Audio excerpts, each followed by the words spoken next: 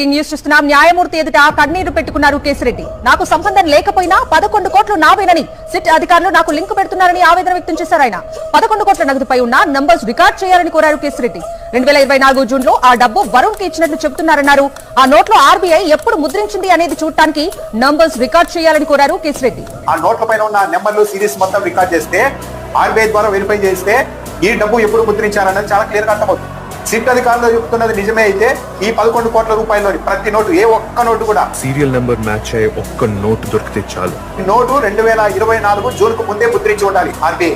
అలా కాకుండా ఈ 11 కోట్ల రూపాయలు ఏ ఒక్క నోట్ అయినా సరే 2024 జూన్ తర్వాత ముద్రించినట్టు మాత్రం ఆర్బీఐ ధృవీకరిస్తే సిట్ అధికారులు దొరికినట్టే. ఆ సీరియల్ నెంబర్ మ్యాచ్ అయ్యే ఒక్క నోటు దొరికితే చాలు.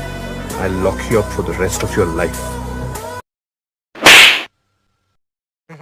ఎక్కడ దొంగతనం చేసినా నిమిషంలో దొరికిపోవడం వాడి స్పెషాలిటీ.